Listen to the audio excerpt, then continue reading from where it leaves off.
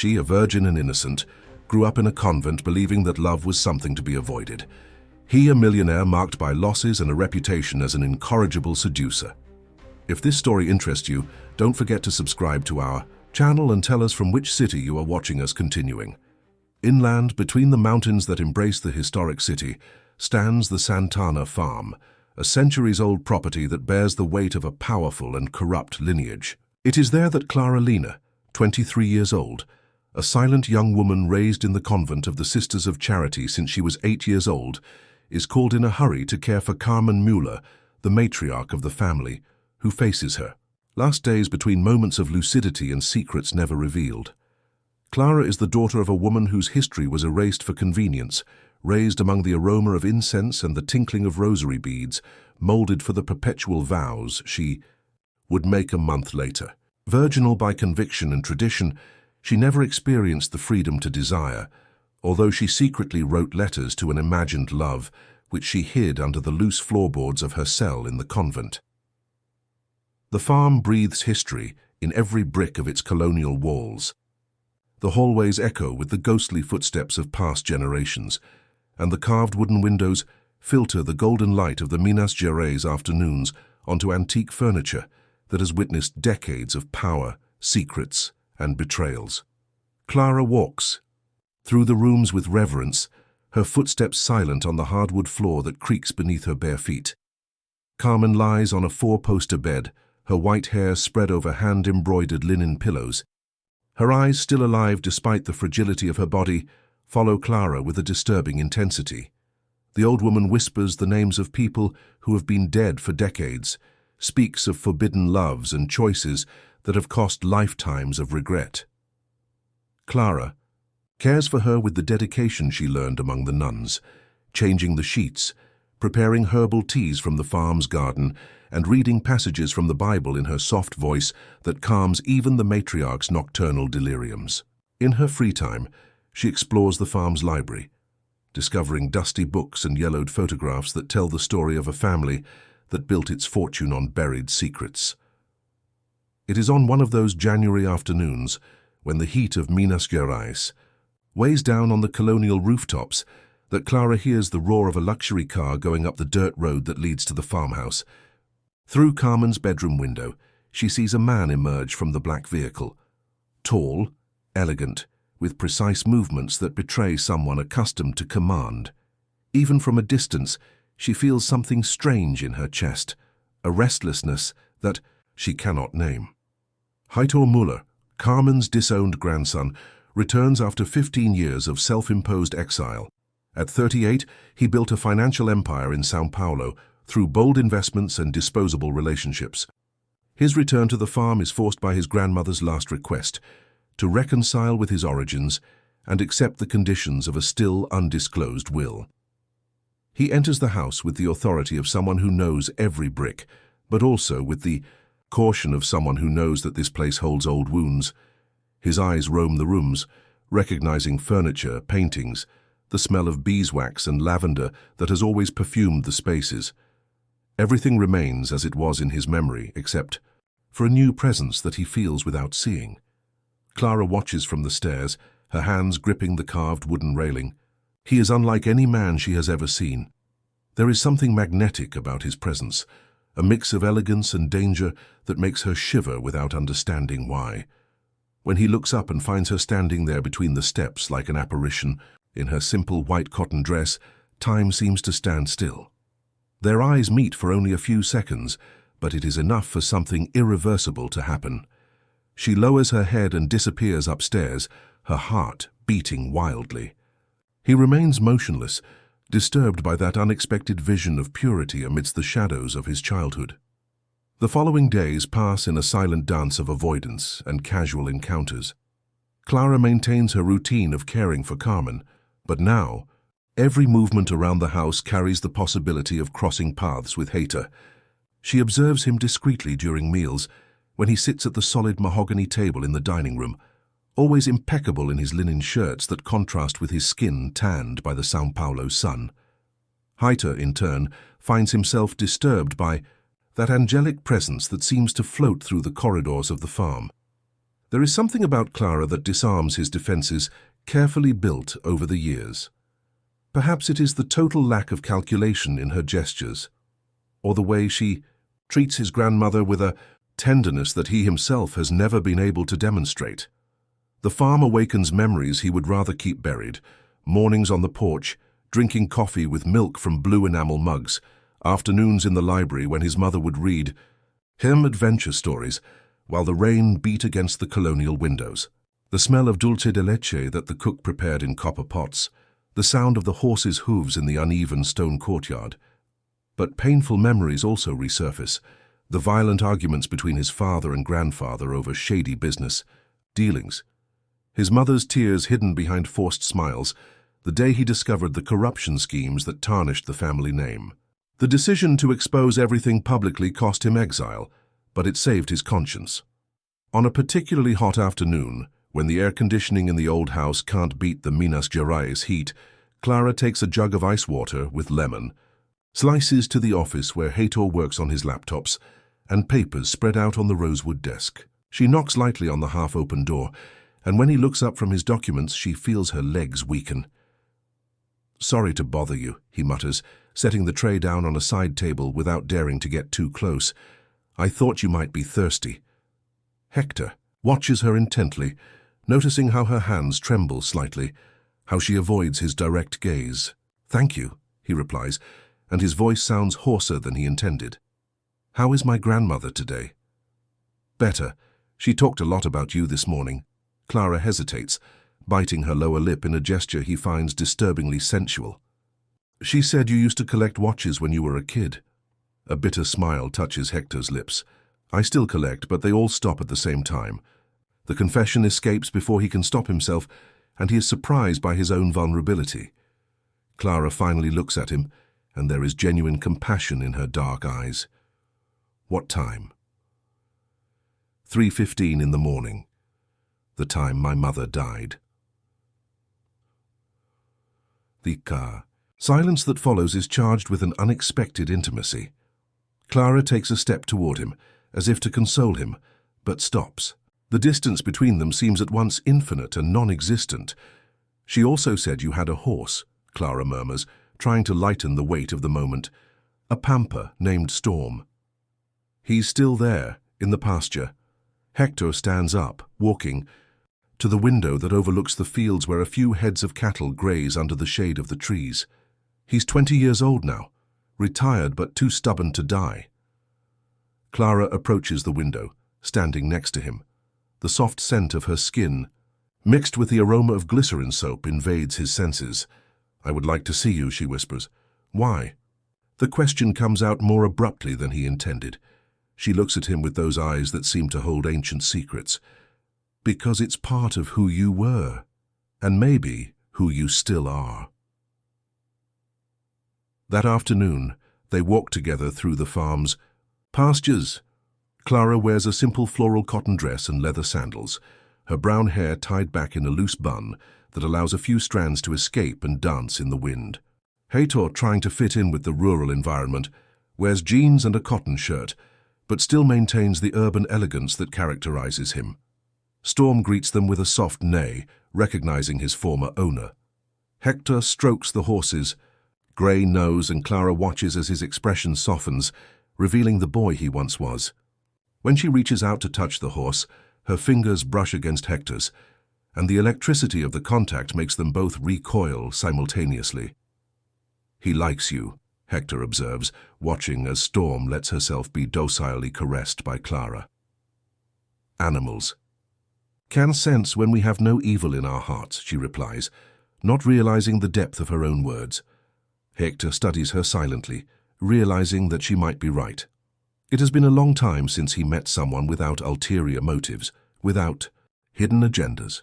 Clara is like an open book, every emotion transparent on her delicate face. As the days go by on the farm, the intimacy between Clara and Hator grows through small gestures and stolen conversations. She discovers that he plays the piano, a skill forgotten since childhood, when she hears the melancholic notes of Chopin echoing through the house in the early hours of the morning. Barefoot, she descends the wooden stairs that creak under her feet, guided by the music that seems to carry all the loneliness in the world. In the living room, lit only by the moonlight that enters through the colonial windows, Heitor sits at the German grand piano that belonged to his great-grandmother. His fingers run over the keys with palpable nostalgia, each note filled with unspoken memories. Clara remains on the doorstep, hypnotized by the vulnerability of this man who during the day seems so controlled.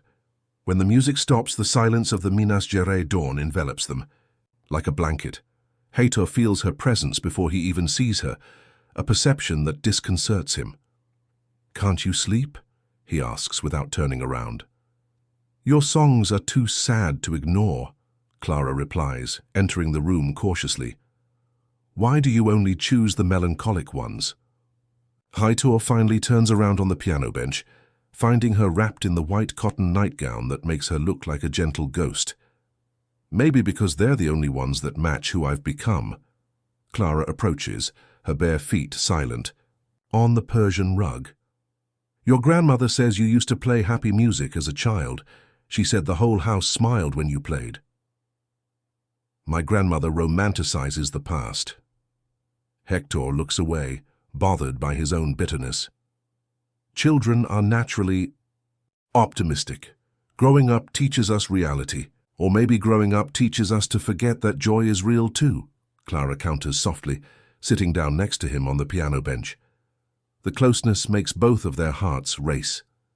"Can I try?" Heitor watches her in surprise as she places her fingers on the keys. Clara plays a simple, childlike melody full of hope. It is Asa Branca by Luis Gonzaga, but interpreted with a delicacy that transforms the country song into something ethereal. "I learned it from Sister Benedita at the convent," he explains, stopping playing. "She said that music is the language God uses when words are not enough." Hector reaches out and covers her hand over the keys. The contact electrifies them, but neither of them pulls away. "Play with me," he murmurs, and together they create an improvised melody. 4 hands on the keys, 2 hearts beating in unison. In the following days, Carmen seems to relive moments of lucidity more frequently. She watches Clara and Heitor with shrewd eyes, as if she sees something they themselves do not yet recognize. One afternoon, when Clara is arranging the old lady's medicines, Carmen grabs her wrist with surprising strength. "Girl, do you know our family history?" he asks in a hoarse but firm voice. "Just what everyone knows, Carmen, that they are one of the oldest families in Minas." The matriarch laughs, a dry sound that sounds more like a bitter sigh. "Old and full of secrets, child. This house holds stories that would make the devil blush." Clara feels a shiver run down her spine. "Why are you telling me this?" "Because you're going to find out anyway. And because—" Carmen hesitates, her bleary eyes fixed on Clara's face. "Because you have her eyes." "Her who?" "Maria Lucia. My younger sister." The old lady tightens her grip on Clara's wrist. "The sister the family erased from history for falling in love with a poor man." Clara's heart races. "I don't understand." "You'll understand, girl. After I die, you'll understand everything." Carmen lets go of her hand and closes her eyes, as if speaking in a dream. "The will reveal truths we'd rather forget." That night. Clara can't shake Carmen's enigmatic words. She wanders restlessly through the house until she reaches the library. It is there that Heitor finds her, leafing through an album of old photographs under the yellow light of the bronze lamp. "Looking for something specific?" he asks, leaning against the doorframe. Clara looks up, and he sees unshed tears glistening like crystals. "Your grandmother said strange things today, about a sister named Maria Lucia." Hector approaches, frowning. "I've never heard of that." "Aunt." "She said I have her eyes." Clara closes the album carefully. "Hector, what if I'm not here by chance? What if there's something about me I don't know?" He sits down in the leather chair next to hers, leaning forward. "What do you mean?" "I never knew who my mother was. The nuns always said she died in childbirth and that there was no family, but what if—" Clara swallows hard. "What if my presence here is no coincidence?" Hector feels the weight of a revelation approaching, something that could change everything between them. Without thinking, he reaches out and touches her face, wiping away a tear that finally escapes. It doesn't matter what we discover about the past. What matters is what we do with the present. Clara instinctively leans against his hand, closing her eyes. "I'm scared," she whispers. "Of what?" "Of discovering that I'm not who I think I am." "Of discovering that you—" She opens her eyes, meeting his. "Of discovering that what I feel is wrong." "What do you feel?" Hector asks, his voice hoarse with restrained desire. Clara doesn't respond with words. Instead, she leans forward and touches his lips with hers, a hesitant, virginal kiss, but charged with a passion that surprises her. Hector responds tenderly, his hands caressing her face as if touching something sacred. The kiss slowly breaks, leaving both of them breathless and confused. Clara brings her hand to her lips, as if she wanted to keep the sensation, while Hector pulls away, running his hands through his hair in a gesture of frustration. "We shouldn't have done this," he murmurs, but his voice betrays the desire that still pulses through his veins. "Why?" Clara asks, and there is a new courage in her voice that surprises him. "Because I am different from you, because I come from the convent?" Hector stands up abruptly, walking to the library window. Outside, the Minas Gerais night stretches silently, punctuated only by the chirping of crickets and the rustling of leaves in the wind. "Because you are pure, Clara, and I am complicated. I carry scars that do not heal." "We all carry scars," she replies, moving closer to him. "The difference is that some people choose to let them define them, others choose to heal them." Hector turns to look at her, amazed at the wisdom of this woman who spent her life within the walls of the convent. "You know nothing about me, about the things I've done, the people I've hurt. So tell me." Clara rests her hand on his arm, feeling the tense muscles beneath his linen shirt. "Tell me about your scars." And there, in the shadows of the library, surrounded by old books and yellowed photographs, Hector finds himself doing something he has never done before, opening his soul to another person. He tells about his childhood on the farm, his absent parents, the discovery of the corruption schemes that tarnished the family name. He talks about his exile in São Paulo, his empty relationships, the loneliness he carries like a second skin. Clara listens to him in silence, her dark eyes reflecting a compassion he doesn't deserve, but which she accepts like a thirsty man accepts water.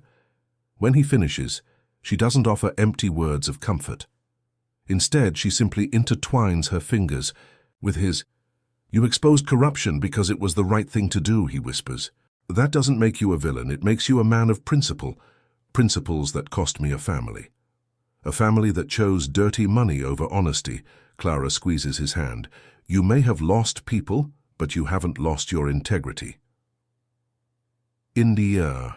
The following days, a storm hits the region. The rain beats relentlessly on the colonial roofs of the farm, turning the dirt roads into rivers of mud. Clara and Hector find themselves trapped inside the house, a forced proximity that intensifies the tension between them.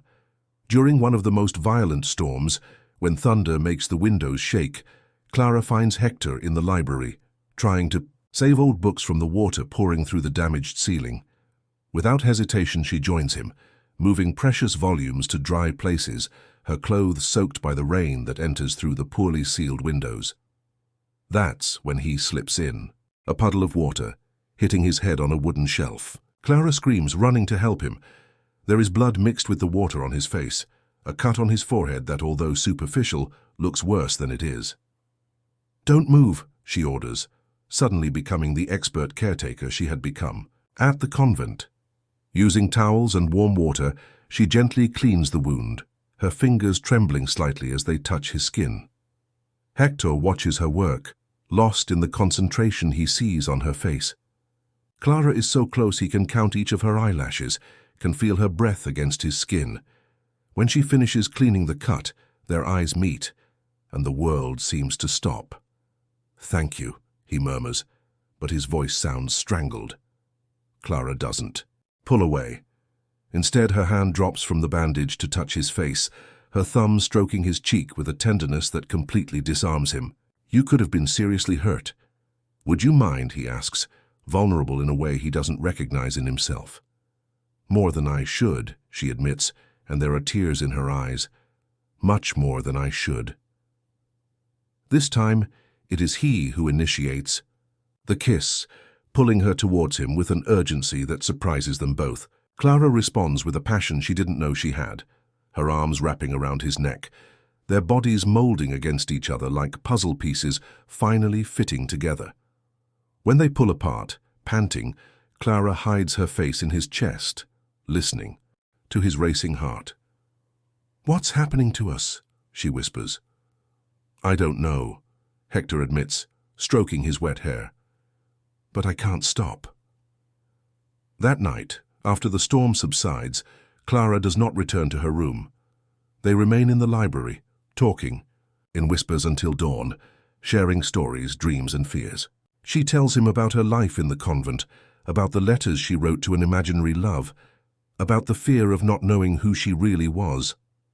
Hector talks about his stopped clocks, about how he built a successful but empty life, about how his presence there on that farm full of memories is changing something fundamental inside him. When the sun rises between the mountains of Minas Gerais, painting the sky in golden and pink tones, they fall asleep together on the library sofa, Clara nestled in his arms, both exhausted by the emotional intensity of the night.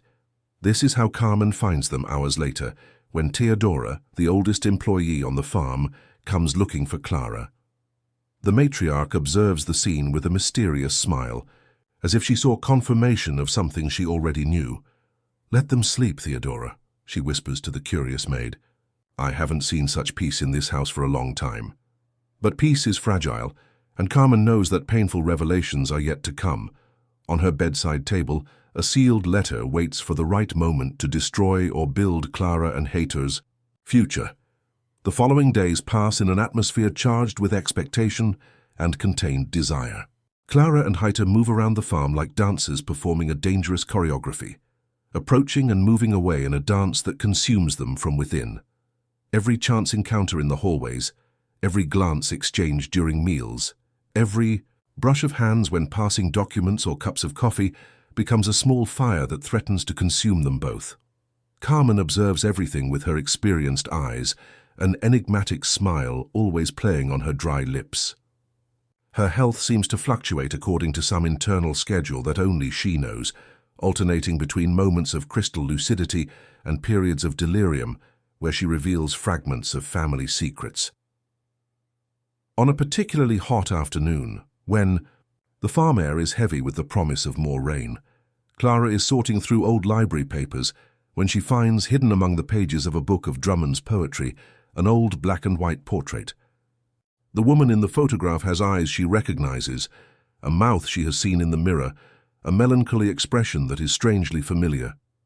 On the back of the photo, delicate handwriting, Maria Lucia Müller, 1965. Clara's heart races.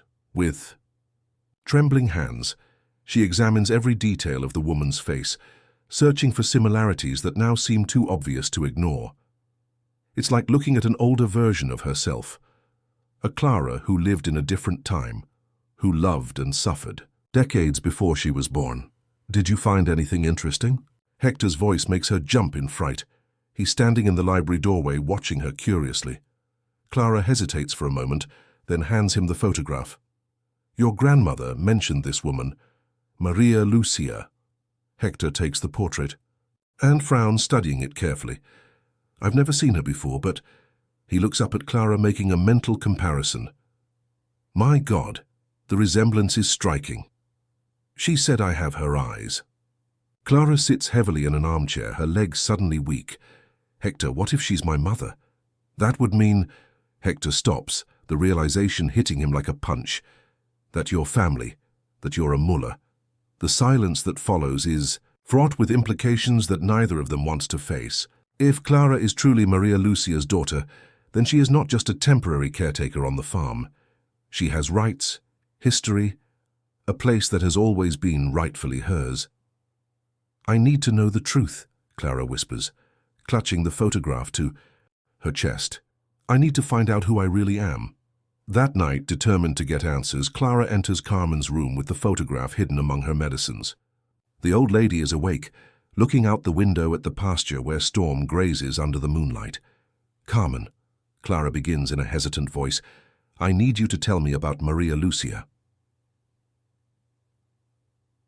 The matriarch turns slowly, her eyes immediately settling.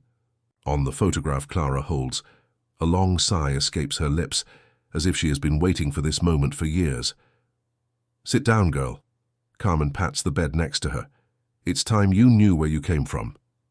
Clara obeys, her heart pounding so hard she is sure the old lady can hear it. Maria Lucia was my youngest sister, Carmen begins, her voice taking on a tone of lamentation. The prettiest of us all, the dreamiest. She was only 17 when she fell in love with Juan Carlos, a young man who worked in the town's sawmill, poor but honest. What happened? My father, your great-grandfather, did not accept the romance. He said that Maria Lucia would marry someone of our class, or she would not marry anyone at all. The old woman's eyes filled with unshed tears. But love knows no social differences, and she became pregnant. Clara swallows hard, feeling like she's about to discover a truth that will change her life forever. My father threw her out of the house when he found out she was pregnant. He said she was dead to the family. Maria Lucia went to live with Juan Carlos in a humble little house on the outskirts of San Juan del Rey. Carmen takes Clara's hand, squeezing it tightly. They were happy for a few years. I visited them. In secret, bringing money and clothes for the child. Was the child my mother? It was you, my dear. The revelation came like a bolt of lightning. You are Maria, Lucia's daughter, my great niece. Clara feels the world spin around her. Everything she believed about her origins, about her identity, crumbles in an instant. But the nuns said my mother died in childbirth. Maria Lucia died when you were 8 years old, from a fever that medicine could not cure. Juan Carlos had already died 2 years before, in an accident at the sawmill. Carmen caresses Clara's face tenderly. I wanted to bring you here, to raise you like the mullah you always were. But my father was still alive, still ruling the family with an iron fist. Instead, I asked the nuns to take care of you, saying that you were an orphan with no family. Why? Clara feels hot tears streaming down her cheeks. Why didn't they tell me the truth? Because I was a coward, Carmen admits, her voice breaking. Because I was afraid of my father, afraid of scandal, afraid of admitting that there was a mullah child being raised in poverty. I failed you just as I failed my sister. Clara remains silent, processing the magnitude of this revelation. She is not just Clara, the orphan from the convent. She is Clara Mullah, heiress, to one of the oldest families in Minas Gerais. And most importantly, she and Heitor are not strangers who met by chance, they are family. Does Hector know? He manages to ask. No. No one knows but me and now you. Carmen hesitates, but he will know soon. It's all in my will. Your will? You are my only direct heir, Clara. This farm, everything we have built over generations, belongs to you by right. The old lady closes her eyes, exhausted by the confession. But there is one condition I have imposed. What condition? Carmen opens her eyes, staring intently at Clara. That you remain here, on this farm, for a whole year, as the moral key, representative of the new generation of mullahs, and that, she hesitates, that Hector remains by your side, helping you manage the family business. Clara feels as if the ground has disappeared beneath her feet. The condition of the will force a closeness between her and Hector at the very moment. When she discovered that they are family, that what she feels for him may be considered inappropriate by society's standards. He'll hate me, she whispers. He'll think I knew everything, that I manipulated him. Or maybe he understands that the heart doesn't choose who to love, Carmen answers wisely. True love overcomes any obstacle, my dear, even the ones we create ourselves. Clara can't sleep that night. She walks the halls of the farm like a ghost, every piece of furniture, every painting taking on a new and personal meaning. This isn't just the house where she works. It's her home, her ancestral home, the place where her mother would have grown up if pride and prejudice hadn't gotten in the way. She stops in front of an antique mirror in the hallway, studying her reflection in the moonlight streaming through the windows. She understands now where the shape of her eyes comes from, the delicate line of her jaw, the curve of her lips. It's as if pieces of a puzzle have finally fit together, revealing a picture she never knew she was trying to form. As dawn paints the sky golden, Clara makes a decision. She must tell Hector the truth before he finds out from her will. He deserves to know from her. He deserves to understand that nothing that happened between them was calculated or manipulated. She finds him on the front porch, drinking coffee, while watching the cattle move around the pastures. There is something peaceful about the scene that almost makes her decide not to destroy this moment of tranquility, but the truth can wait no longer. "Hector," she calls softly, making him turn around. When he smiles at the sight of her, Clara's heart breaks. "A little. I need to talk to you." Something in the tone of her voice alerts him. He sets his coffee cup down on the cast-iron table and stands, studying her expression. "Did something happen to my grandmother?" "No. I mean, yes, but—" Clara took a deep breath, trying to find the right words. "She told me some things last night, about my family, about who I really am." Hector feels an uneasiness growing in his chest. "What did you discover?" Clara takes the photograph of Maria Lucia out of her dress pocket, holding it out to him with hands that tremble slightly. "Maria Lucia wasn't just someone in the family. She was your great-grandfather's daughter, Carmen's younger sister. And that means that I am a mullah," Clara adds, the words coming out in a painful whisper. "Maria Lucia was my mother. I am not an orphan with no family, Hector. I am your third cousin." The silence that follows is deafening. Hector stands still, processing the information, his expressive face revealing a succession of emotions, surprise, confusion, and then something that looks dangerously like betrayal. "How long have you known?" The question comes out colder than he intended. "Since last night. I swear, Hector, I didn't know anything before that." Clara takes a step toward him, but he instinctively steps back. "I grew up believing I was an orphan, that I had no family at all. That's why my grandmother brought you here." Realization dawns on him. It wasn't a coincidence. She knew exactly who you were. She said she was trying to right a wrong from the past, that she should have come to me when my mother died, but she was afraid of your great-grandfather. Hector runs his hands through his hair, walking to the balcony railing. Down below, farm life continues its normal pace, oblivious to the emotional earthquake happening up above. "My God, Clara, this changes everything." "Why?" The question slips out before she can stop herself. "We are distant cousins, Hector. Not even the church would consider that an impediment." "It's not about the church or the law," he snaps, turning to face her. "It's about the fact that you're family. It's about the fact that everything I feel for you right now feels complicated." Complicated or wrong? Clara feels tears threatening to spill over, because there's nothing wrong with two adults falling in love, regardless of whether they're distant relatives. The word fall in love hangs in the air between them like an involuntary confession. Hector hears it, and for a moment his expression softens, but then it hardens again, as if protecting himself. "Is there anything else I should know?" he asks, and there's a coldness in his voice that cuts through Clara like a blade. She hesitates, knowing the next revelation might be the final straw. "The will. Your grandmother said I'm the primary heir. The farm, everything. It'll be mine." Hector laughs, but it's a bitter, humorless sound. "Of course it is, and let me guess, there are conditions." "That I remain here for a year, and that you—" Clara swallows hard. "That you remain by my side, helping me with the business." "How convenient." Hector walks toward her, but there is no tenderness in his approach. "You discovered that you are rich, that you belong to one of the most influential families in Minas, and that I am tied to you by contract. It's not like that. Hector, I never wanted this. No? Then renounce the inheritance, tear up the will when it is read. Prove that none of this matters to you. The suggestion hits her like a slap. Clara stares at him, seeing a man she doesn't recognize. Someone's cynicism and distrust have turned into a stranger. Is that what you think of me? That I'm an opportunist? I don't know what to think of you anymore, he admits, and there's pain in his honesty. 3 days ago, you were Clara, the sweet caretaker of the convent. Now I discover you're a millionaire heiress with rights to everything my family has built. I'm still the same person, Hector.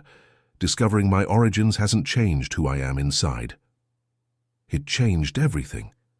He steps away from her as if her proximity is dangerous. It changed the way we met. It changed what exists between us. It changed...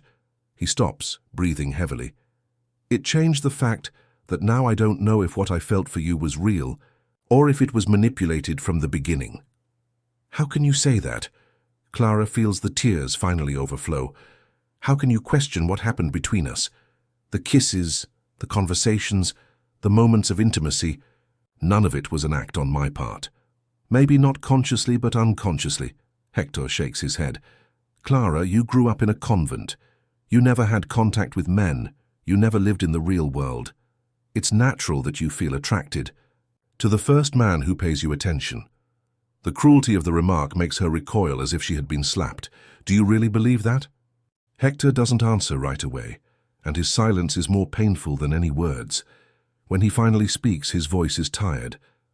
I don't know what to believe anymore, Clara. I need time to process all of this. Time for what? To find a way to blame me for something I had no control over? To turn our story into a conspiracy that only exists in your head? To find out if what I feel for you survives this revelation, he answers with brutal honesty. To understand if I can see you as Clara Muller, heiress to a fortune, without it changing everything. Clara watches him for a long moment, watching the man she fell in love with walk away from her, even though he was only a few feet away. What if I can't?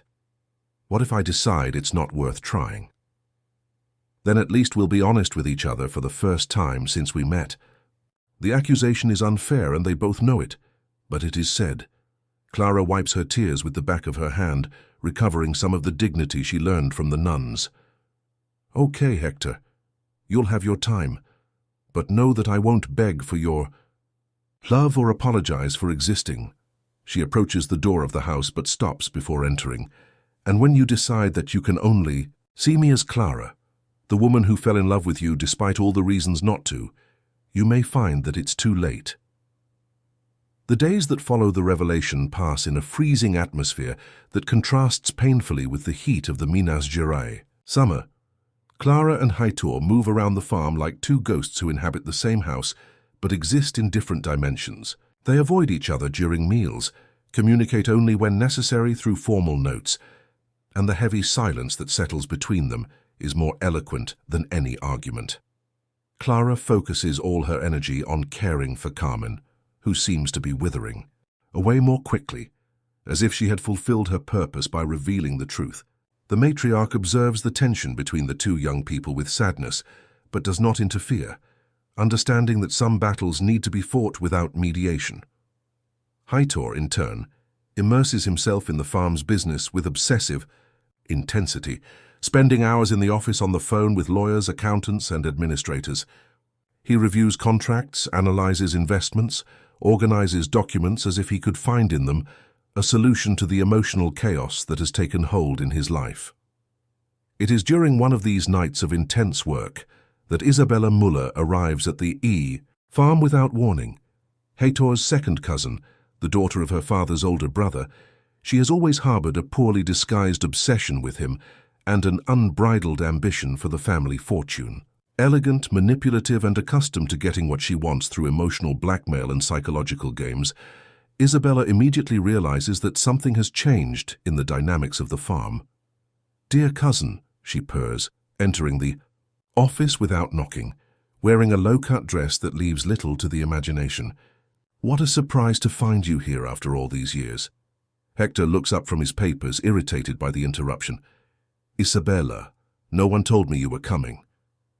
I heard that Grandma Carmen is unwell, and I came to pay my respects. She approaches the table, bowing in a calculated manner, and of course to catch up on my favorite cousin. Cut the act, Isabella. What do you really want? She laughs, the sound clear but without warmth. Always straight to the point. That's what I've always admired about you. Isabella sits down in the chair in front of the desk, crossing her legs provocatively. I've heard interesting rumors about Grandma's will. They say there are surprises. Rumors? Hector frowns. Where did you get that from? I have my contacts, dear. And I have eyes, too. Isabella gestures toward the door. I couldn't help but notice the nun who walks around the house. Very pretty, by the way. A bit young to be a caretaker, don't you think? Hector feels his blood boil. Clara is none of your business. Clara. Isabella raises a perfectly shaped eyebrow. How intimate.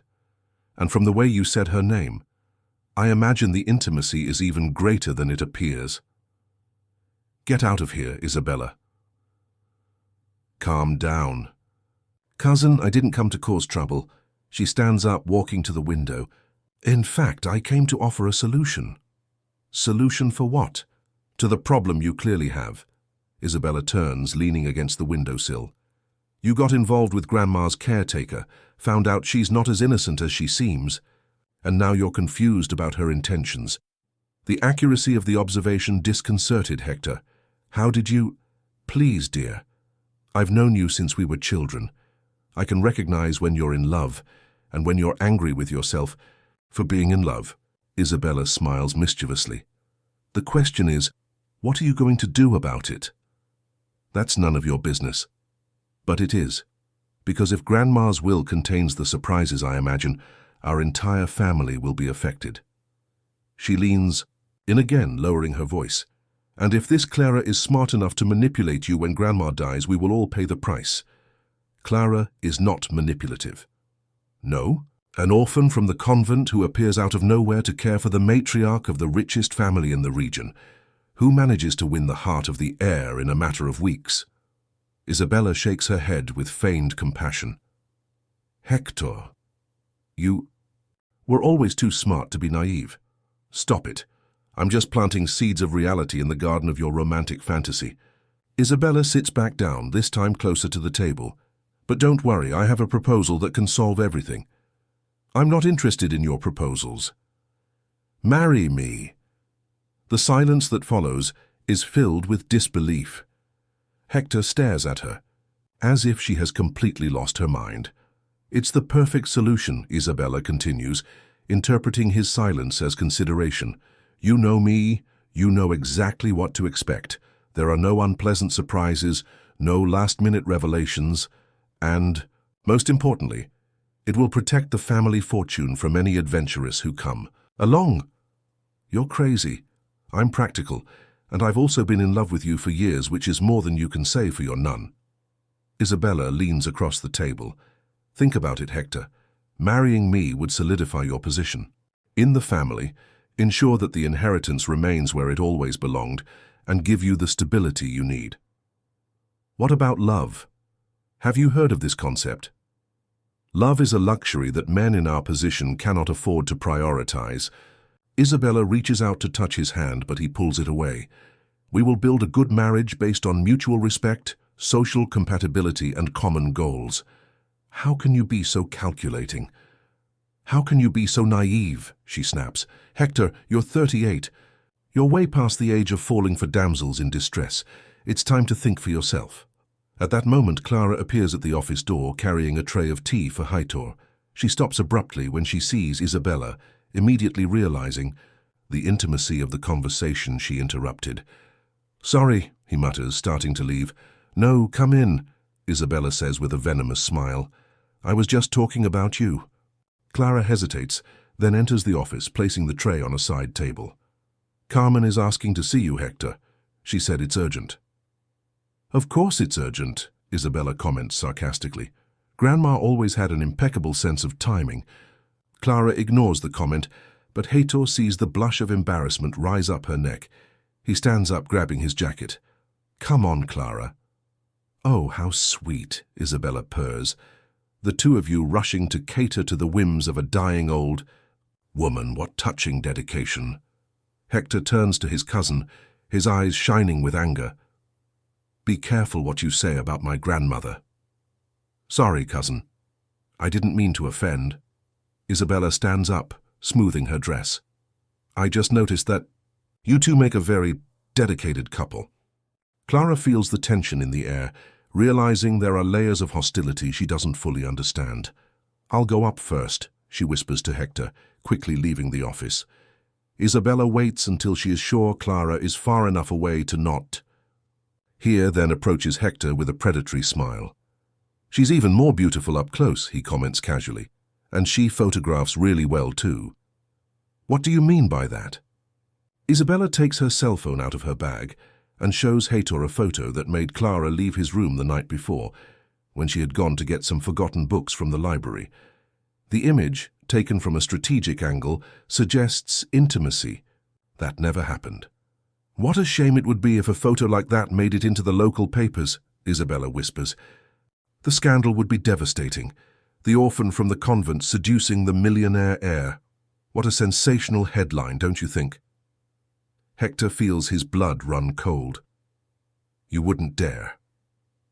Don't underestimate me, dear cousin.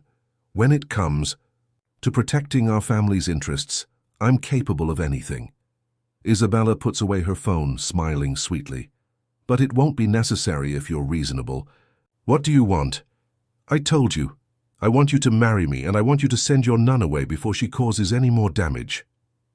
Isabella walks toward the door, stopping in the doorway. You have 48 hours to decide, Hector. After that, I can't guarantee that these photos will remain private. Hector climbs the stairs with heavy steps, Isabella's ultimatum echoing in his mind like a war drum. 48 hours. 2 nights of sleep that he knows will not come. 2 days to make a decision that could destroy both his happiness and Clara's reputation. In Carmen's room, he finds Clara sitting by the bed, tenderly holding the matriarch's hand. The scene is touching, but now carries an added weight. Isabella is right about one thing. The local press would make a sensational scandal out of the story of the convent orphan and the millionaire heir. Hector, my dear, Carmen whispers, her voice growing faint. Sit down. There's something I need to tell you before it's too late. He approaches the bed, avoiding looking directly at Clara. I already know about Clara, Grandma. She told me everything. Told you? The old lady frowns in confusion. Told you what? That she's your great niece, that she's a Muller, that she'll inherit everything when you die. Carmen exchanges a quick glance with Clara, and there is something in that look that Hector can't decipher. Did she tell you that? Yes, and about the conditions of the will, too. Hector finally looks at Clara and sees genuine surprise in her eyes. That we need to be together for a year so she can receive the inheritance. Ah, my dear boy, Carmen sighs deeply. There are things you don't know yet, things Clara doesn't know either. What things? Clara asks, uneasiness growing in her voice. The will is more complex than you imagine. The matriarch tries to sit up, but she doesn't have the strength. Clara, my dear, you are indeed my great niece, that is true, but there is another heir. Another heir? Hector leans forward. You, my dear, you will inherit as well. Carmen extends her free hand to him, but only if you two stay together. The inheritance will be divided equally between you, but only if you remain united. I don't understand, Clara whispers. I saw you fall in love. I saw how you complement each other, how you bring out the best in each other. The old lady's eyes shine with tears. I wanted to give you a chance to build something real, without money being the motive. So if we don't stay together, Hector can't finish the question. The entire inheritance goes to charity. You both get nothing. Carmen squeezes both of their hands. I wanted you to choose each other out of love, not obligation. But I also wanted to make sure you had a practical reason to try. The silence that follows is heavy with implications. Clara and Hector look at each other across the matriarch's bed, both processing what they have just heard. The revelation changes everything again. Now it is not just Clara who needs him, he needs her too. There's one more thing, Carmen continues, her voice growing fainter. Isabella is here, isn't she? How do you know? Because she always shows up when there's money involved, the old lady smiled weakly. And because Theodora told me she arrived today, she came to try to sabotage you two, didn't she? Hector doesn't respond, but his expression is answer enough. Listen to me carefully, Carmen gathers her last strength. Isabella will try to separate you. She will use blackmail, lies, anything to get what she wants. But you are stronger together than she will ever be alone. Grandfather, promise me, Hector. Promise me you won't let fear and pride destroy what you have. Before he can answer, Carmen closes her eyes and her breathing becomes more labored. Clara checks her pulse, worried. She's sleeping, he whispers, but her pulse is weak. They leave the room in silence, and in the hallway, out of earshot of the matriarch, Clara finally speaks. Do you believe what she said? About the will. I don't know what to believe anymore. Hector runs his hands through his hair. But if it's true, it changes everything. Like this? It means you're not the only beneficiary. It means I have an interest in staying here, too. He stares at her intently. It means I may have misjudged your intentions. Maybe. Clara feels a mixture of hope and indignation. Hector, did you really think I was lying about my feelings? I didn't know what to think, Clara, much less than I do now. And what do you know now? Before he can respond, Isabella appears at the end of the hallway, walking up the stairs with a triumphant smile.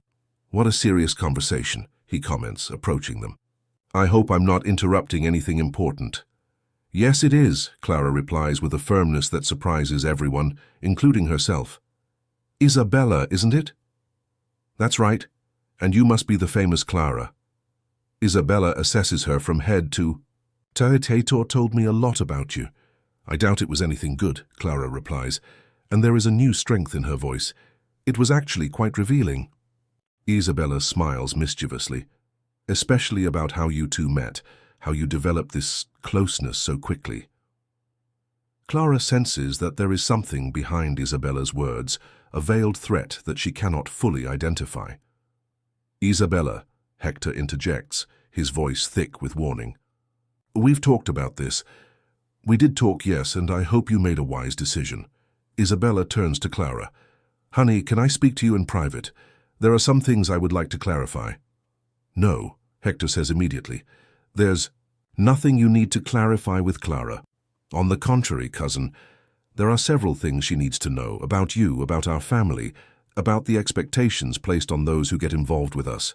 Isabella takes a step toward Clara, especially about the dangers of falling in love with a mullah. What dangers? Clara asks, ignoring Hector's warning look. The danger of becoming a newspaper headline, for example. Isabella takes her cell phone out of her bag again. The danger of having your privacy invaded, your reputation destroyed, your life turned upside down. Isabella, stop. Hector stands between the two women. I'm just being honest, cousin, something you should have been from the start. Isabella steps around Hector, coming face to face with Clara. Honey, do you know there are photos of you leaving his room? Photos that could be interpreted in a very compromising way. Clara feels her blood run cold. What photos? Photos I took, unfortunately. As a cousin concerned about the family's reputation, I felt it was my duty to document irregularities. Have you been spying on us? Hector's voice comes out as a growl. I protected our family, and now I'm offering a solution. Isabella turns to Clara. Honey, you seem like an intelligent girl. You must understand that a relationship with Hector will only bring you problems. He's complicated, temperamental, with a past full of hurt women. That's not true, Clara whispers, but there's uncertainty in her voice, and isn't it? Then ask him about Marina, the lawyer from São Paulo, or about Fernanda, the architect who almost killed herself when he dumped her. Isabella smiles cruelly. Hector has a pattern, my dear. He seduces, uses, and discards. You'll be just another, one on the list. Enough, Hector explodes, his voice echoing through the hallway. Isabella, you've crossed all limits. Or maybe I've finally shown you who you really are. Isabella puts her phone away, satisfied with the damage she's done. Clara, my dear, you have a choice to make. You can either continue this romantic fantasy and have your life destroyed when the photos leak, or you can be sensible and walk away while you still can. Clara looks from Isabella to Hector, seeing the anger and despair in her eyes. Something inside her breaks, not from the blackmail, but from the realization that Hector has not denied anything Isabella has said about her past. Is it true? She asks, her voice barely above a whisper. About the other women? Hector hesitates, and that hesitation is all Isabella needs. See? She purrs. He can't even deny it. Clara feels the world spin around her. Everything she believed about Hector, about them, seems to crumble before her eyes. Hector's hesitation stretches on for seconds that seem eternal. Clara sees in his eyes the confirmation of her worst fears. There is truth in Isabella's venomous accusations. Not the whole truth, but enough to make her world fall apart. Clara, I can explain, he finally says, but his voice sounds distant, as if it's coming from far away. Explain what? That your cousin is right? That I'm just another naive woman who fell for your charms? Clara feels tears burning her eyes, but refuses to shed them in front of Isabella. That everything that happened between us was just a game to you? It wasn't a game, it was never a game. Hector takes a step toward her, but she steps back. Clara, please let me explain about my past. Your past? Isabella laughs, the sound crystal clear and cruel. Dear cousin, you speak as if it were something distant. Marina called you last week, or have you forgotten? Clara's blood runs cold. Did she call? Hector closes his eyes, realizing that every word he says is digging his own grave. She called, yes, but I didn't answer. I didn't talk to her. Because I was too busy seducing a nun, Isabella adds mischievously. What an interesting upgrade. Don't you think? From experienced women to a convent virgin. Stop talking about her like that. Hector turns to Isabella, his fists clenched. Stop now, or I'll forget your family. What touching chivalry, but a little late, don't you think? Isabella approaches Clara, who remains as still as a statue. My dear, do you really believe that you are special to him? That you are different from the others? Clara finally finds her voice, and when she speaks, there is a wounded but unshakable dignity in her tone. What I believe or don't believe is no longer relevant. She turns to Hector, and he sees a fundamental change in her eyes. The innocence is gone, replaced by a strength he doesn't recognize.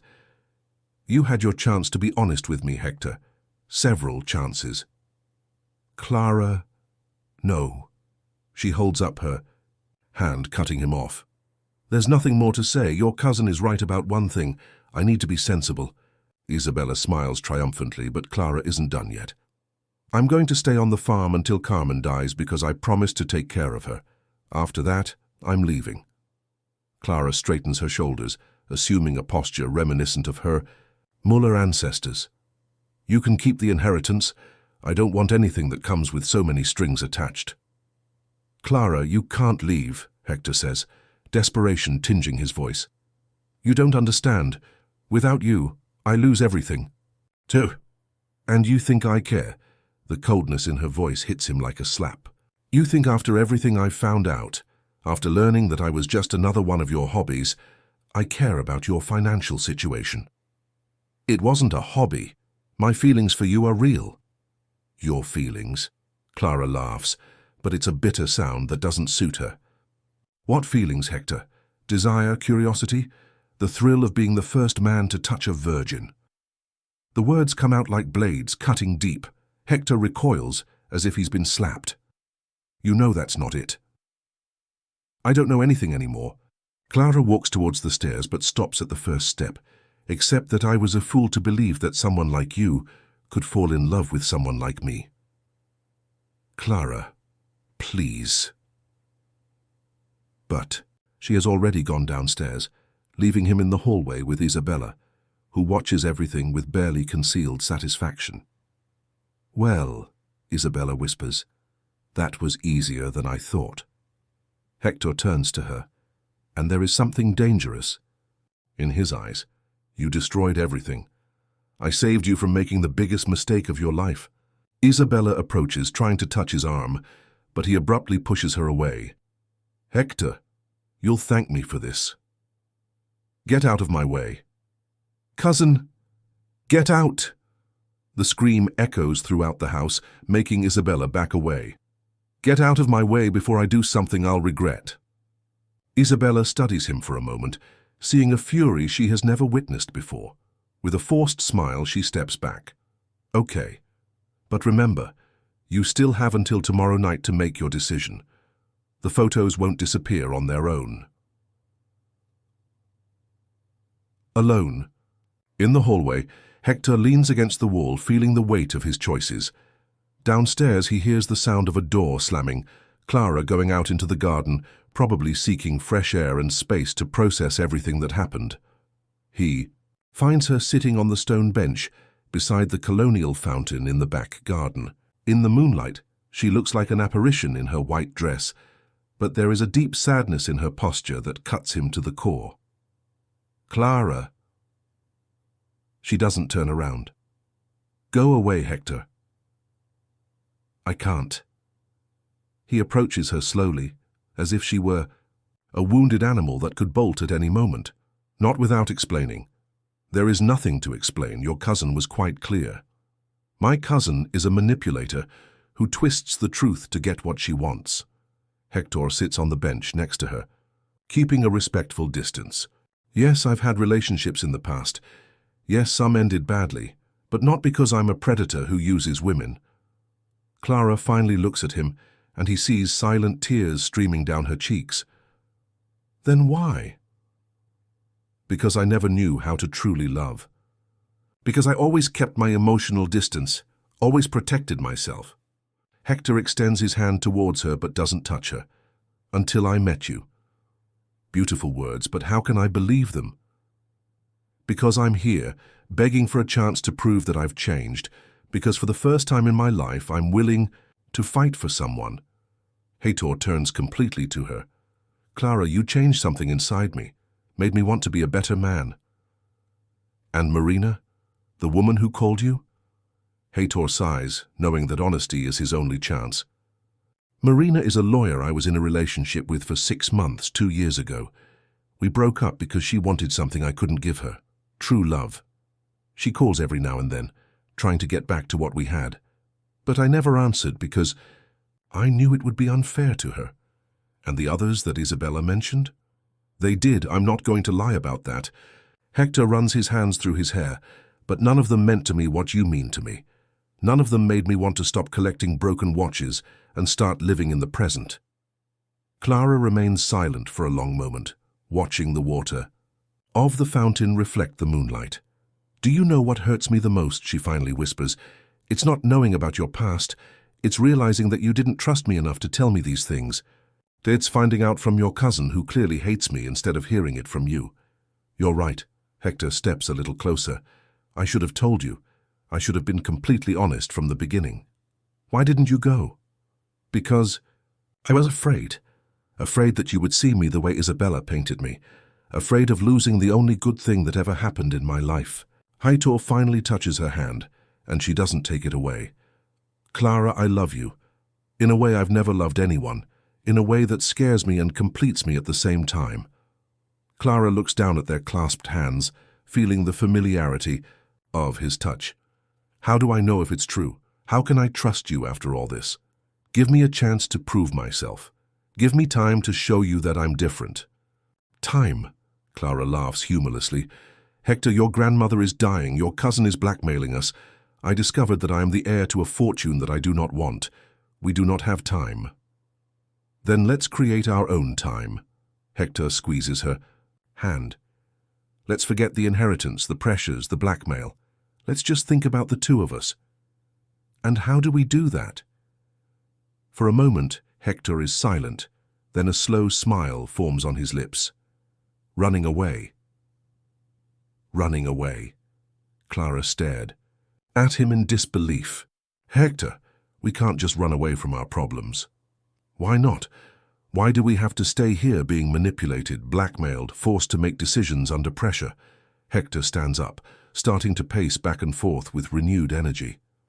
Clara, what if we got out of here right now? What if we just took my car and left? What about your grandmother? I promised to take care of her. Theodora can take care of her. She did it for years before you arrived. Hector stops in front of her, holding out his hands. Clara, listen to me. We can go anywhere, away from Isabella, away from the pressures of family, away from all of this. And the inheritance. To hell with the inheritance. The words come out with a conviction that surprises them both. I built a life in Sao Paulo. I can build another one anywhere. With you by my side, I don't need the family's money. Clara watches him, seeing a transformation happen before her eyes. The calculating and cautious man is giving way to someone impulsive, passionate, willing to throw everything up in the air for love. Are you serious? I've never been so serious in my life. Hector kneels before her, holding her hands. Clara, I love you.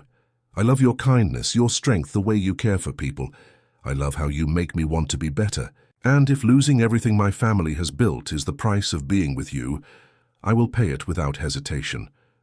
Tears begin to stream down Clara's face again, but this time they are tears of hope. What if we're doing something crazy? Then, we'll commit together. Hector smiles, wiping her tears with his thumb. Clara, you've spent your whole life being sensible, following the rules, doing what was expected. Isn't it time to do something just because your heart is telling you to?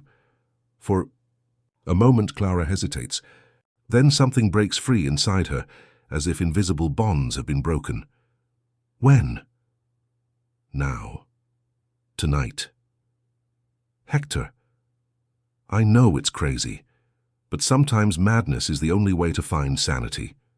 He stands up, pulling her with him. Let's go upstairs. Just grab the essentials. We'll be on the road in an hour. But when they arrive home, they find Theodora waiting in the living room, with tears in her eyes. Carmen, she whispers. She's asking for both of you. I think it's time. The escape plan is immediately forgotten. Clara runs upstairs, Hector close behind. In the matriarch's room, they find Carmen pale and fragile, but with her eyes still lucid. My darlings, she whispers, holding out her trembling hands. Come here. They approach the bed, each holding one of her hands. I heard them talking in the garden, she says with a faint smile. Through the open window. How nice to hear you speak of love with such passion, Hector. Grandma, don't talk. Conserve your strength. What for, my dear? My time has come. Carmen squeezes his hands. But before I leave, I need to tell you something. Important. What is it, Carmen? Clara asks softly. The will.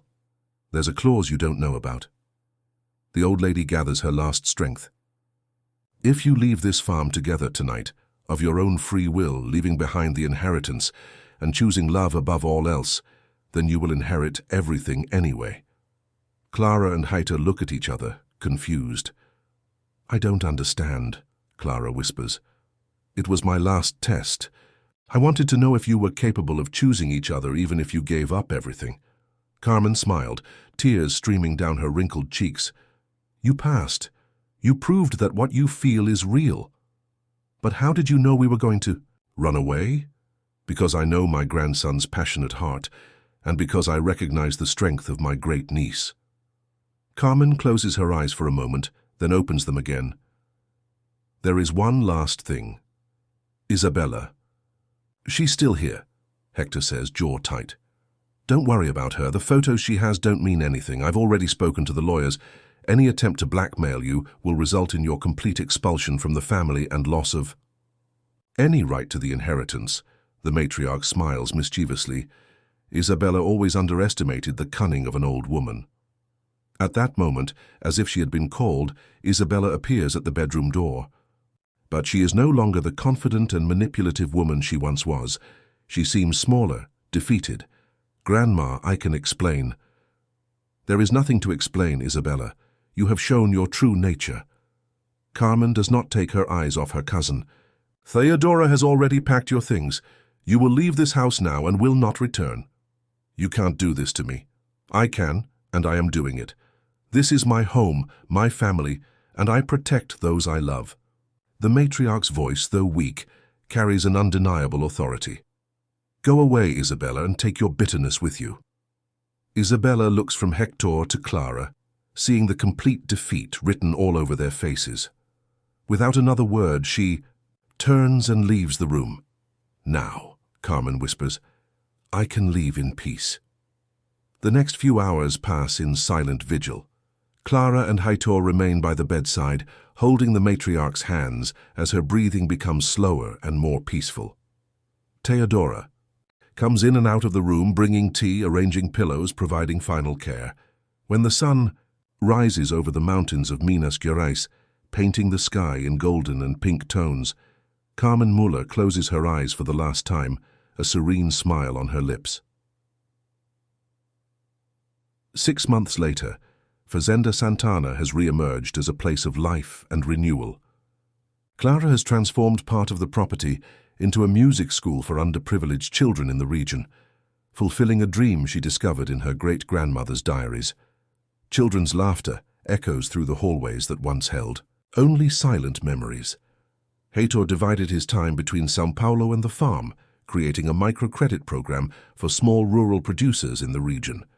His watches finally started working again. One afternoon, while Clara teaches piano to an 8-year-old girl in the room where Carmen once received visitors, Hector appears at the door with a mysterious smile. Can I interrupt Professor Clara's class? The girl laughs, knowing that elegant man always brings surprises. You can, Uncle Hector. Clara turns around on the piano bench, and when she sees what Hector is holding in his hands, her heart stops for a moment. It is a small antique blue velvet box that she recognizes as belonging to the family jewelry collection. Hector, I know we don't need papers or ceremonies to prove what we feel, he says, coming closer and kneeling beside the piano. But I want the whole world to know that you are my family, my home, my future. He opens the box, revealing a delicate diamond ring, the center stone surrounded by tiny rubies that sparkle like tears of joy. Clara Lena Mueller, will you marry me? The girl claps her hands excitedly, while Clara feels tears of happiness run down her cheeks. She looks around the room, seeing in the picture frames the photos of Carmen, of Maria Lucia, of all the generations of strong women who came before her. Yes, she whispers, and then louder with all the joy in the world. Yes, I do. When Hector places the ring on her finger, Clara feels as if her whole life has led to this moment. No longer the orphan of the convent, no longer the temporary caretaker, but Clara Mueller, beloved woman, heiress not only to a fortune, but to a love story that has finally found its happy ending. Outside, Storm whinnies softly in the pasture, as if approving of the scene. And somewhere, in the dimensions where the departed live, Carmen smiles, knowing that her last and most important mission has been accomplished perfectly.